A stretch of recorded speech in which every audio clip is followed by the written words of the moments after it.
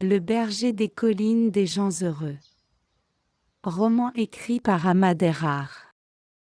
Un corps qui dort.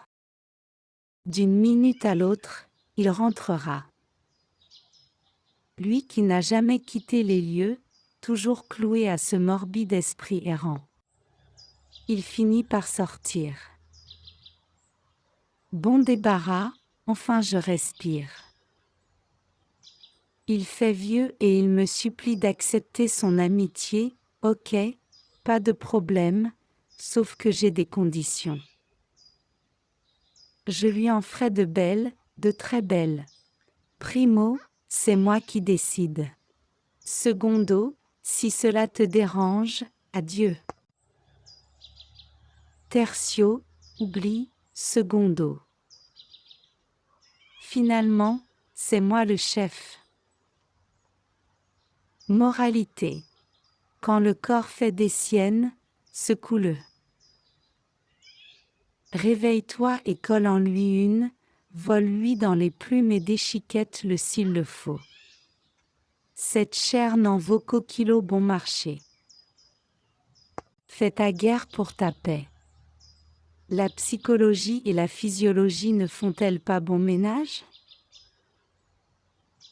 Quand notre corps flanche, le cerveau flanche et quand l'heure est à la bonne humeur, le corps prend des postures de vivant, de bon vivant. Combien de fois j'ai caressé le ballon brossé par Messi et l'ai mis au fond des filets quand Suard fut forfait à cause d'une bénigne entorse ou grave blessure.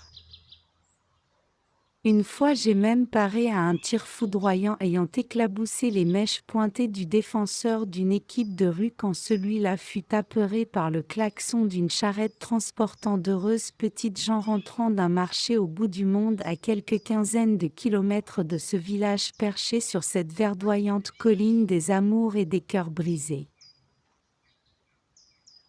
Prends-le, prends-le.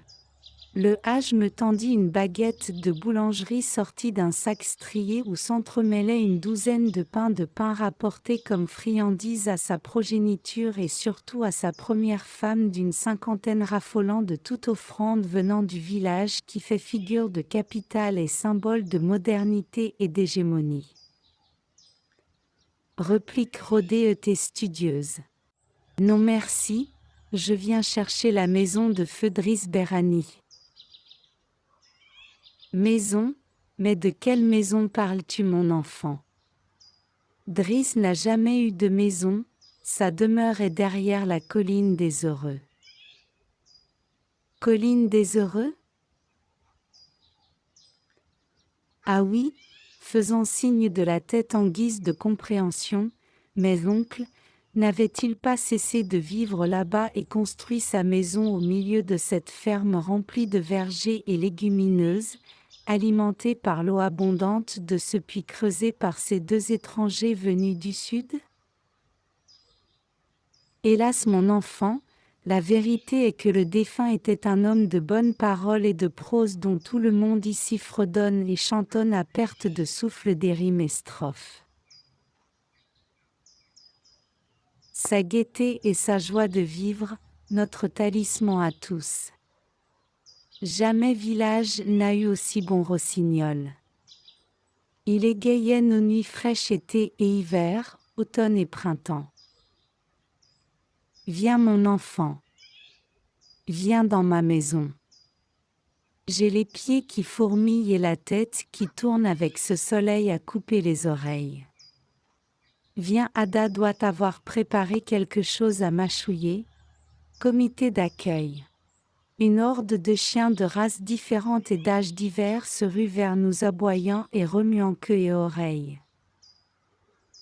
Ne pouvant que compter sur mon hôte, j'ai aussitôt hurlé « Oncle, ils arrivent !» Oncle, oncle. Ces deux-là foncent droit vers moi, plus que quelques mètres, je me sauve. Soudain, tel par commande électronique, tous se figent et se mettent à terre. Quel soulagement! Cette scène me donna du frisson et me mit à imaginer Quel aurait été mon sort si la commande n'avait pas fonctionné? Si l'ordre n'avait pas fait ses effets? Dans ma mémoire de citadin, le frein pouvait ne pas fonctionner même si la pédale est enfoncée.